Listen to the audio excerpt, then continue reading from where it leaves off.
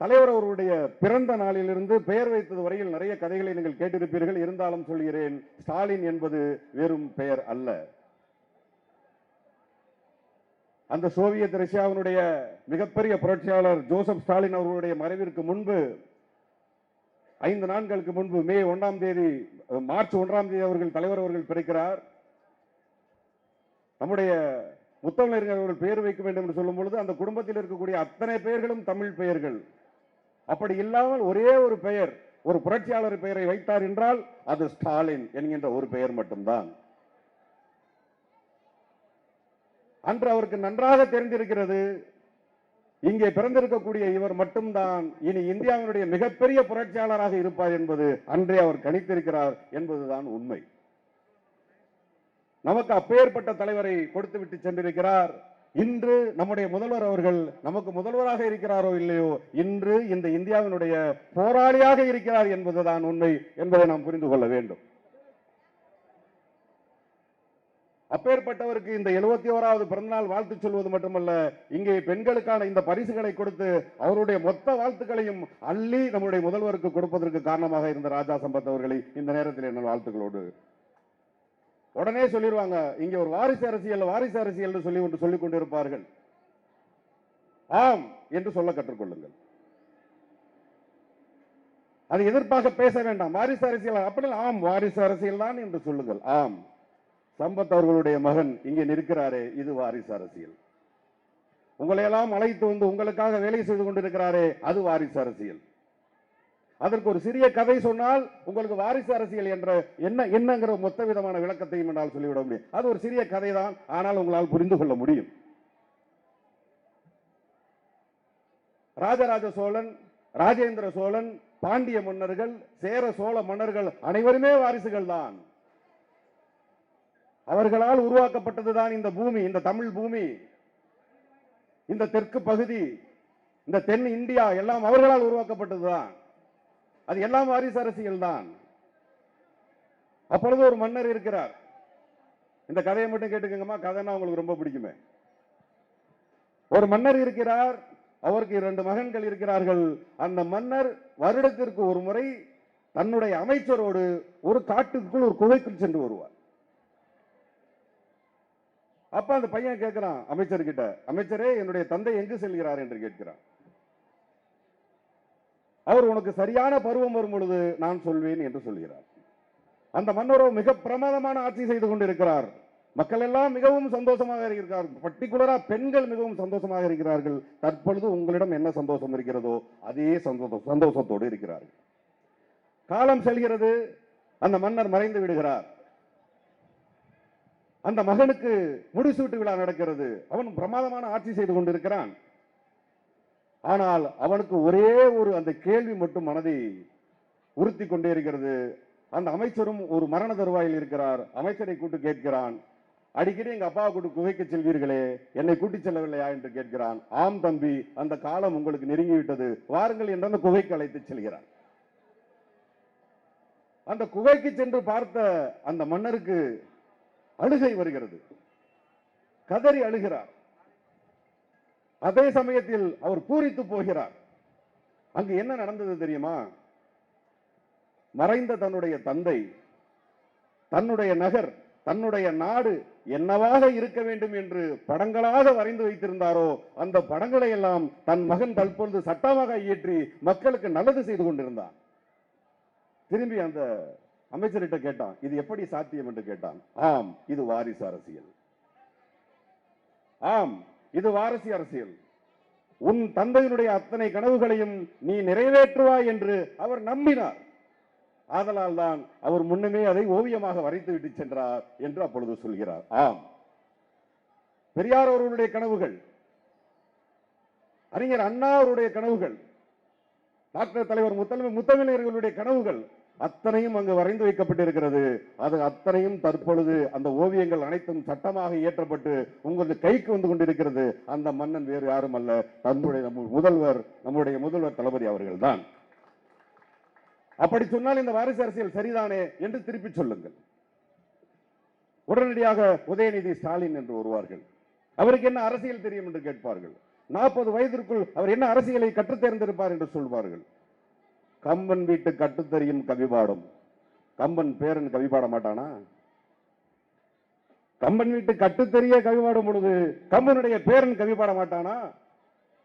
அவர் 1 வயதில் யாருடைய மடியில் தவழ்ந்திருப்பார்?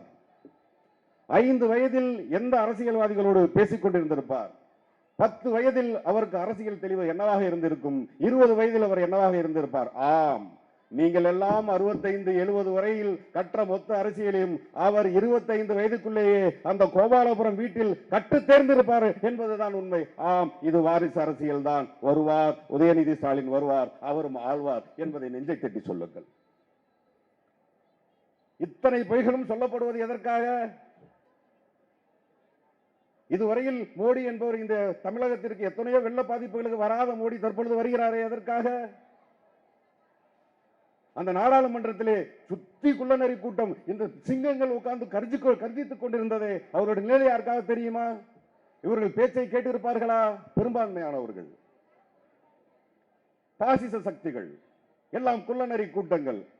பாவம், இந்த பெண் சிங்கங்கள் போராடிய அத்தனை வீடியோக்களும் உங்களுக்கு பதில் சொல்லி இருக்கும் என்று நான் சொல்லியிருக்கிறேன். கதறி இருப்பார்கள், நாடு அழிக்கப்படுகிறது என்பது. இப்பொழுது வருகிறார், எதற்காக வருகிறார்?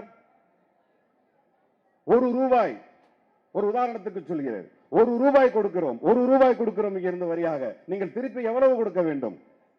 25 பைசா கொடுக்கிறீர்கள். அதனுடைய பின்விளைவு என்ன என்று தெரியுமா? எதற்காக 25 பைசா கொடுக்கிறார்கள்? உங்களுக்கான அந்த தொகை ஏன் அளிக்கப்படவில்லை என்பது உங்களுக்கு தெரியுமா? அதை நான் நாசுக்காக சொல்கிறேன். தமிழகம் என்பது ஒட்டுமொத்த இந்தியாவினுடைய எல்லா மாநிலங்களுடைய முதல்வரும் தமிழகத்தை உற்று நோக்கி கொண்டிருக்கிறார்கள். தமிழகத்திலே எப்படி ஆட்சி நடக்கிறது? பெண்கள் ஏன் தமிழக ஆட்சியை விரும்புகிறார்கள்? எதற்காக வாக்களிக்கிறார்கள்? எதற்காக பாரதிய ஜனதா உள்ளே நுழைய முடியாத அளவிற்கு ஒரு கோட்டையை கட்டி வைத்திருக்கிறார்கள் என்று ஒட்டுமொத்த இந்தியாவும் இங்கு உற்று நோக்கி பார்த்துக் கொண்டிருக்கிறது. அது என்னவாக இருக்கிறது? பெண்களுக்கான நலத்திட்ட உதவிகள், கல்விக்கான அறிவிப்புகள். பிள்ளைகள் படித்தால் மட்டுமே இந்த சமுதாயம் மாறும் என்று ஒற்றை சொல்லோடு இருக்கக்கூடிய ஒரே மாநிலம் தமிழகம் என்பதை மற்ற மாநிலங்கள் நாம் உற்று நோக்கி கொண்டிருக்கின்றன. அப்பொழுது யோசிக்கிறார், அங்கே உட்கார்ந்து கொண்டு ஒரு மாபெரும் நடிகர் யோசிக்கிறார். நான் பார்த்ததிலே மிகச்சிறந்த நடிகர் யோசிக்கிறார். நான் ஒட்டுமொத்த இந்தி சினிமா, கன்னட சினிமா, மலையாள சினிமா, அத்தனை சினிமாக்களிலும் எத்தனையோ காஸ்டியூம்ஸ் பார்த்திருக்கிறேன், எத்தனையோ மேக்கப் பார்த்திருக்கிறேன். அதையெல்லாம் சிறந்த மேக்கப்புகளையும் காஸ்டியூம்களையும் போட்டுக் கொண்டிருக்கக்கூடிய ஒருவர் டெல்லியில் இருந்து பார்த்துக் கொண்டிருக்கிறார். அவர் என்ன செய்கிறார்? உங்களுக்கு கொடுக்க வேண்டிய வரியை ஒழுங்காக கொடுக்கவிட்டால், அதை நான் தடுத்து நிறுத்திவிட்டால், நீங்கள் எப்படி மகளிர் உரிமை தொகை 1000 ரூபாய் கொடுப்பீர்கள்? அதை நான் தடுத்து நிறுத்திவிட்டால் எப்படி ஒரு மாணவருக்கு 1000 ரூபாய் கொடுப்பீர்கள்? அதை நான் தடுத்து நிறுத்திவிட்டால் உங்களுடைய நலப்பட திட்டங்களை நீங்கள் எப்படி தொடங்குவீர்கள், எப்படி தொடர்வீர்கள்? நான் பார்க்கிறேன் என்று சவால் விடுகிறார். ஆனால் அவர்தான் இத்தனை வருடங்கள் கழித்து உங்களை சந்திக்க இந்த தமிழகத்திற்கு அடிக்கடி வருகிறார். எதற்கு வருகிறார்? தேர்தல் வரும்போது மட்டும்தான் வருவாரா? தற்பொழுது சொல்கிறார், ஒட்டுமொத்த இந்தியாவும் என்னுடைய குடும்பம் என்று சொல்கிறார். பிரதமர் அவர்களே, உங்களுடைய குடும்பம் ஒட்டுமொத்த இந்தியா அல்ல. ஜாம்நகரிலே ஒரே நாளில் அதை இன்டர்நேஷனல் ஏர்போர்ட்டாக மாற்றினீர்களே, அம்பானி, அதானி போன்றோர், அவர்கள் தான் உங்கள் குடும்பமே தவிர, மதுரையை சுற்றி சிவகாசி இருக்கிறது, மதுரையை சுற்றி திருப்பூர் இருக்கிறது, பல்வேறு விதமான ஏற்று நிறுவனங்கள் இருக்கின்றன. அவர்களெல்லாம் ஒரு இன்டர்நேஷனல் ஏர்போர்ட் இல்லாமல் தவித்துக் கொண்டிருக்கிறார்களே, மதுரைக்கு ஒரு இன்டர்நேஷனல் ஏர்போர்ட் கேட்டுக்கொண்டிருக்கிறோமே, அது உங்கள் கண்களுக்கு தெரியவில்லையா? அப்ப அந்த ஜாம்நகருக்கு மட்டும், அந்த கல்யாணத்துக்கு மட்டும் நீங்க ஒரு ஏர்போர்ட்டை இன்டர்நேஷனல் ஏர்போர்ட்டை அனௌன்ஸ் பண்றீங்கன்னா, நீங்க யாரோட ஆளு? உங்க குடும்பம் என்ன? பணக்காரர்கள் மட்டும்தான் உங்களுடைய குடும்பமாக இருக்க முடியுமே தவிர, இதோ அமர்ந்து இருக்கிறார்கள் இந்த ஏழை தாய்மார்கள், அவர்கள் உங்கள் குடும்பமாக இன்றல்ல என்றும் இருக்க முடியாது. ஏனென்றால் நீங்கள் பாசிச சக்தி. உங்கள் எண்ணத்திலே ஏழைகளை பிடிக்காது, உங்களுக்கு பணக்காரர்களை மட்டும்தான் பிடிக்கும். அப்படிப்பட்ட அவர்கள் தற்பொழுது ஓட்டு கேட்டு உங்கள் வீட்டு வாசலில் வந்து நிற்பார்கள். அதிலும் ஒரு மாநில தலைவர் இருக்கிறார், திரு அண்ணாமலை அவர்கள்.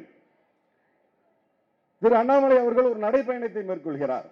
அதற்கு முன்பு எத்தனையோ நடைப்பயணங்கள் இந்த தமிழகத்திலே நடந்திருக்கின்றது. அந்த நடைப்பயணத்திற்கு முன்பு தற்போது பிரதமர் வேட்பாளராக இருக்கக்கூடிய திரு ராகுல் காந்தி அவர்களும் தான் நடந்து சென்றார். நீங்கள் நடந்து செல்லும் பொழுது என்ன சொல்லி சென்றீர்கள்? நீங்கள் நடந்து செல்வதற்கான காரணம் என்ன? அங்கே இருக்கிறார்களே ஏழை தாய்மார்கள், அவர்கள் என்ன சொல்கிறார்கள் என்று கேட்பதற்காகத்தான் அந்த நடைப்பயணம். நான் ஒவ்வொரு பகுதியாக செல்லும் பொழுது அந்த பகுதியில் இருக்கக்கூடிய பிரச்சனைகள் என்ன என்று நான் அறிந்து அதை தீர்ப்பதற்குத்தான் நடைப்பயணம். ஆனால் உங்கள் நடைப்பயணம் எதுவாக இருந்தது? அங்கே இருக்கக்கூடிய முஸ்லிம்கள் எவ்வளவு, அங்கே இருக்கக்கூடிய கிறிஸ்தவர்கள் எவ்வளவு பேர், அங்கே கலவரங்களை உண்டு செய்வதற்கு என்னென்ன காரணிகள் இருக்கிறது, அதை முன்பே ஆராய்கிறீர்கள், அறிந்து அதற்கு பின்பு நடைப்பயணம் செய்கிறீர்கள். அந்த நடைப்பயணத்திற்கு முடிவாக பிரதமர் வருகிறார். நான் கேட்கிறேன், அந்த முடிவுரையில் பிரதமர் என்ன சொன்னார்? திரு அண்ணாமலை அவர்கள் என்ன சொன்னார்? இந்த தமிழக மக்களுக்காக என்ன அறிவிப்புகளை கொடுத்தார்கள்? என்ன நலத்திட்டங்களை கொடுத்தார்கள்? இவர் அவரை பாராட்டினார், அவர் இவரை பாராட்டினார். உங்களுக்காக உழைக்கக்கூடிய கட்சியும் அதுமல்ல, தலைவர்களும் அவர்கள் அல்ல. அவர்கள் பொய். அவர்கள் உங்களை ஏமாற்றுகிறார்கள். அவர்கள் ஒரு ஏமாற்றுக்காரர்கள் என்பதை நீங்கள் புரிந்து கொள்ள வேண்டும். அதை நான் இன்னும் தெளிவாக சாதாரணமாக உங்களுக்கு புரிவது போல சொல்வது என்றால், 8 வருடங்களுக்கு முன்பாக, இப்ப எத்தனையோ மகளிர் நீங்கள் எல்லாம் பைக் வச்சிருப்பீங்கன்னு நினைக்கிறேன், 44 ரூபாய் பெட்ரோலாக இருந்த சமயத்தில் 1 ரூபாய் ஏற்றினார்கள். நாம் என்ன நினைத்தோம்? 1 ரூபாய் தானே. 3 நாட்கள் கிட்ட 50 பைசா ஏற்றினார்கள். 50 பைசா தானே. ஏற்றினார்கள் ஏற்றினார்கள் ஏற்றினார்கள். அந்த பெட்ரோல் விலை 100 ரூபாய் வரும் வரையும் ஏற்றினார்கள். கேஸ் நம்மளுடைய அத்தியாவசிய தேவை. ஒரு 10,000 ரூபாய் மாதம் சம்பாதிக்கக்கூடிய ஒருவனுக்கு அந்த கேஸ் என்பதனுடைய வேல்யூ என்பது அவனுக்கு மட்டும்தான் தெரியும். அந்த ஏழை தாய்மார்களுக்கு மட்டும்தான் தெரியும். அது 1000 ரூபாய் 400 ரூபாயில் இருந்து சிறுக சிறுக சிறுக சிறுக ஏமாற்றப்பட்டது. நான் அதைத்தான் சுருக்கமாக கேட்கிறேன். நீங்கள் இந்த 8 வருடமாக கொஞ்சம் கொஞ்சம் கொஞ்சமாக ஏமாற்றப்பட்டிருக்கிறீர்கள் என்பதை நீங்கள் உணர்கிறீர்களா இல்லையா என்பது உங்களுக்கு புரிகிறதா இல்லையா? பின்ன அவர் எப்படி ஓட்டு கேட்டு வராங்க? எனக்கு இன்னமும் மிகப்பெரிய சந்தேகம் அவர்கள் மேல். இவ்வளவு தவறுகளையும் செய்துவிட்டு, இவ்வளவு தூரம் மக்களை ஏமாற்றிவிட்டு, பொய் அறிக்கைகளை கொடுத்து ஏமாற்றிவிட்டு, ஒட்டுமொத்த இந்தியாவையும் ஒட்டுமொத்த உலக நாடுகள் பார்த்து சிரிப்பது போல் ஒரு சூழ்நிலையை ஏற்படுத்திவிட்டு நாங்கள் வளர சாவோம் என்று சொல்கிறார்களே, எந்த முகரையை வைத்து சொல்கிறார்கள் என்று எனக்கு தெரியவில்லை. மக்கள் ஏமாந்து கொண்டே இருப்பார்களா? மக்கள் சாதாரணப்பட்டவர்களா? அரசியல் மாற்றம் செய்ய தெரியாதவர்களா? அப்படி பார்த்தால் 2021 தேர்தலிலே தமிழகத்திலே முன்பிருந்த ஆட்சியை தூக்கி வீசியவர்கள் தானே இந்த மக்கள். ஏமாற்றுபவர்களை தூக்கி வீசுவதற்கு ஒரு கணம் கூட தயங்க மாட்டார்கள் மக்கள் என்பதை டெல்லியிலே இருந்து அமர்ந்து கொண்டிருக்கக்கூடிய அந்த நடிகர் அவர்கள் கற்றுக்கொள்ள வேண்டும், தெரிந்து கொள்ள வேண்டும். சகோதர சகோதரிகளே, அமைச்சர் அவர்கள் தான் எனக்கு மிகப்பெரிய எடுத்துக்காட்டு. நான் அமைச்சரை சந்தித்த பொழுது என்னிடம் சொன்னார், ஒரு மிகப்பெரிய ஒரு விபத்து நடந்தது, அதற்கு பிறகுதான் நான் கொஞ்சம் கொஞ்சமாக தேறி இந்த இடத்திற்கு வந்தேன். இன்னும் வெளிப்படையாக சர்க்கரை நோய் வந்த விஷயத்தையும் சொன்னார். அதற்கான உடற்பயிற்சிகளை சொன்னார். உங்களுக்கு முன்மாதிரியாக உங்கள் முன்னாடியே அமர்ந்து கொண்டிருக்கக்கூடிய அமைச்சர், அந்த அமைச்சர் சொன்னாரே, அந்த விபத்து எல்லா விஷயங்களையும் நாம் அனுபவிக்கும் போது மட்டும்தான் தெரியும். தமிழக முதல்வரும் அதை சார்ந்த அமைச்சர்களும் எவ்வளவு சிரமப்பட்டு நமக்காக சட்டங்களை தீட்டி இருக்கிறார்கள் என்பது நமக்கு தெரியும். என் சகோதரன் சுப்பிரமணி, என் திரைப்படங்களை நடித்துக் கொண்டிருந்த ஒரு சகோதரன், லால் சலாம் என்ற திரைப்படத்திற்காக நடிப்பதற்கு வந்து கொண்டிருந்த பொழுது செஞ்சியிலே ஆக்சிடென்ட், மிகப்பெரிய விபத்து. இது நடந்த பொழுது காலை 3 மணி. இந்த சட்டம் இயற்றப்படாமல் இருந்திருந்தால் அவர்கள் விடியும் வரை அங்கேயே கிடந்து மரித்து போயிருப்பார்கள். இந்த சட்டம் இல்லாமல் இருந்திருந்தால் என் சுப்பிரமணியை நான் இழந்திருப்பேன். அவன் இன்று இல்லாமல் இருந்திருப்பான். அவன் என் காலை பிடித்து கதறி அழுது சொன்னான், என்னுடைய நன்றி முதல்வருக்கும் அமைச்சருக்கும் சொல்லிவிடுங்கள் என்று சொல்லி அனுப்பி இருக்கிறான். இந்த மேடையில் நான் வந்ததற்கான காரணத்தில் மிக முக்கியமான காரணங்களில் இதுவும் ஒன்று. அந்த 2-3 மணிக்கு எல்லோரும் ஓடி வந்து அவர்களை அழைத்து கொண்டு போய் ஹாஸ்பிட்டலில் சேர்த்து உரிய மருத்துவ உதவிகளை செய்து, அத்தனையும் அரசு மருத்துவமனை, நீங்கள் மறந்துவிடக் கூடாது, அத்தனையும் அரசு மருத்துவமனை. ஒரு சிறிய மருத்துவமனையில் இருந்து அவர்கள் காப்பாற்றப்பட்டு அதற்கு பிறகு இன்னொரு பெரிய மருத்துவமனைக்கு கொண்டு சென்று அவர்கள் இன்று உயிரோடு இருக்கிறார்கள் என்று சொன்னால் சத்தியமாக சொல்கிறேன், அவர்களுடைய இந்த வாழ்த்து முதல்வர் அவர்களே, இது 71 அல்ல 101வது பிறந்த நாளை இதே மேடையில் நாங்கள் கொண்டாடுவோம் என்பதையும் இதே நேரத்தில் நான் தெரிவித்துக் கொள்கிறேன். எதற்கெடுத்தாலும் திமுக அழிந்துவிடும், எதற்கெடுத்தாலும் திமுக அழிந்துவிடும். ரொம்ப சந்தோஷம், திமுக அழிந்துவிடும் தயவு செஞ்சு சொல்லுங்கிறேன் நான். பிரதமர் மோடி அவர்களே, திமுக அழிந்துவிடும் என்று சத்தியமாக சொல்லுங்கள். அண்ணாமலை அவர்களே, நீங்களும் அதை சொல்லுங்கள். எடப்பாடி உஷார், அவர் சொல்ல மாட்டார். ஏனென்றால் திமுகவை அழிப்பேன் சொன்ற அத்தனை பேரும் மறித்து விட்டார்கள். நான் வேணுமென்றால் முகவரி தருகிறேன், போய் அந்த இடத்திலே வணக்கம் சொல்லிவிட்டு வாருங்கள். மோடி அவர்களையும் சேர்த்து தான் சொல்கிறேன். நீங்கள் எந்த விதமான அரசியலை செய்கிறீர்கள்? உங்களுடைய சட்டமன்ற உறுப்பினர்கள் யார்?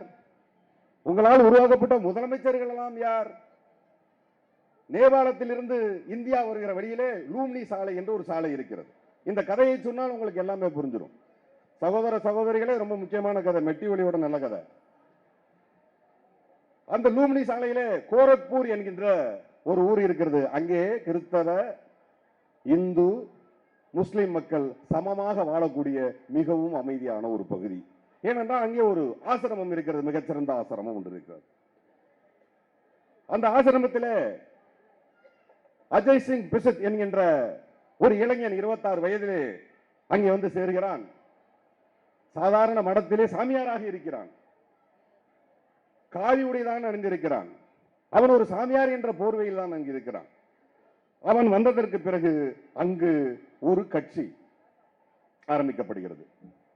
இந்து யுவ வாகினி என்கின்ற ஒரு கட்சி ஆரம்பிக்கப்படுகிறது. அந்த இந்து யுவ வாகினியில் அங்கு இருக்கக்கூடிய சாமியார்கள் மட்டுமல்லாது அந்த பகுதியில் இருக்கக்கூடிய திருடர்கள், ரவுடிகள், பொறுக்கிகளை ஒருங்கிணைத்து ஒரு கட்சியை அவன் உருவாக்குகிறான். அது ஒரு அமைப்பு தான், கட்சி கூட கிடையாது. அவன் அந்த அமைப்பை உருவாக்கியதற்கு பிறகு 1998 இருந்து 2007 வரையில் கிட்டத்தட்ட 100 கலவரங்களை அங்கே அவன் உருவாக்குகிறான். அதற்கு பிறகு நான் அவனவன் என்று சொல்லிக் கொண்டிருக்கக்கூடிய இப்பொழுது நான் சொல்கிறேன், அந்த மாண்புமிகு அவர் உத்தரப்பிரதேசத்தினுடைய முதல்வராக இருக்கிறார். அவர்தான் யோகி ஆதித்யநாத். நீங்கள் எப்படி ஒரு முதல்வரை தேர்ந்தெடுக்கிறீர்? உங்கள் கட்சியினுடைய முதல்வருடைய பின்புலம் என்ன? இன்று இருக்கக்கூடிய முக்கியமான கட்சியில் இருக்கக்கூடிய மிக பெரும் தலைவர்களுடைய பின்புலம் என்ன? உங்கள் கட்சியில் இருக்கக்கூடிய அமைச்சர்களுடைய பின்புலம் என்ன? அத்தனையும் ஒன்று மத கலவரத்தை தூண்டியவர்களாக இருப்பார்கள், இல்லையேல் மத கலவரத்தை நடத்தியவர்களாக இருப்பார்கள், இல்லையேல் மத கலவரத்தில் பாதிக்கப்பட்டவர்களை காப்பாற்றிய அதிகாரிகளாக இருப்பார்கள். அவர்கள் காவல்துறையாக இருப்பார்கள் அல்லது சட்டத்துறையாக இருப்பார்கள். இப்படி வந்தவர்கள் தான் இன்று அமைச்சர்கள் என்ற பெயரிலே என் சகோதரி போன்றவரோடு அமர்ந்து கொண்டு அங்கே ஆர்ப்பரித்துக் கொண்டிருக்கிறார்கள். பாவம் இவர்கள் என்பதை இந்த நேரத்தில் நான் தெரிவித்துக் கொள்கிறேன். எனக்கு கொடுக்கப்பட்ட நேரம் கிட்டத்தட்ட முடிந்து விட்டது. எனவே சகோதர சகோதரிகளே, தாய்மார்களே, தற்பொழுது நடந்து கொண்டிருக்கக்கூடிய இந்த மாபெரும் ஊழல் கட்சி இந்தியாவை ஆண்டு கொண்டிருக்கிறது என்பதை உங்களுக்கு நான் பட்ட வெளிச்சமாக சொல்லிவிட்டேன். அவர்கள் வாக்கு கேட்டு உங்கள் வீட்டிற்கு வருவார்கள். அவர்கள் அதிகபட்சமாக பொய் தான் சொல்வார்கள். அவர்கள் பொய் சொல்வதற்கு வெறும் செல்போனை மட்டும்தான் பயன்படுத்துவார்கள். நேரடியாக இதை போன்று தெருவுக்கு தெரு, மூக்குக்கு மூக்கு எங்கேயாவது மீட்டிங் போட்டு பார்த்திருக்கிறீர்களா? பார்த்தால் நீங்கள் கேள்வி கேட்பீர்கள். சரி, அது கேள்வி கேட்பீர்கள் கூட பிரச்சனை இல்லை. அவர்கள் பேசினால் எதை பேசுவார்கள்? கொள்கை பேசுவார்களா? வரலாறு பேசுவார்களா? உங்களுக்கு என்ற தேவை என்று அவர்களுக்கு தெரியுமா? என்ன செய்ய முடியும் அவர்களால்? ஆகவே அவர்களால் மேடை போட முடியாது. வேண்டுமென்றால் மாநாடு என்று பொய் சொல்வார்கள். ஆக அவர்கள்தான் உங்கள் வீட்டிற்கு வாக்கு சேகரிக்க வருவார்கள். அது மட்டுமல்ல, கடந்த 10 வருடங்களாக, இந்த 3 வருடம் அல்லாமல் அதற்கு முன்பு 10 வருடங்களாக இந்த தமிழகத்தை வஞ்சித்தவர்கள் வருவார்கள். பின்பு இந்த மேடையிலே தமிழ் தமிழ் என்று பொய் சொல்லி கர்ஜித்து உங்களை ஏமாற்றி, இளைஞர்களை ஏமாற்றிய ஒரு கூட்டம் வரும். இவ்வளவு பேர் தான் வருவாங்க. இவர்களோடு சேர்ந்து உங்களிடம் வாக்கு கேட்டு இந்தியா கூட்டணி என்ற பெயரிலே திராவிட முன்னேற்ற கழகத்துடைய தானை தலைவராம் தளபதி அவர்களுடைய சைடிலிருந்து, அணியிலிருந்து உங்களிடம் வாக்கு கேட்டு வருவார்கள். அவர்களுக்கு ஆரத்தி எடுங்கள், அவர்களை கொண்டாடுங்கள், அவர்களுக்கு வாக்களியுங்கள். திராவிட முன்னேற்ற கழகத்தை 40-40 என்கின்ற முறையிலே தமிழகத்திலே வெற்றியடைய செய்து அந்த நாடக நடிகர் முகத்தில் கரியை பூசுங்கள், கரியை பூசுங்கள், கரியை பூசுங்கள் என்று சொல்லி விடைபெறுகிறேன். நன்றி, வணக்கம்.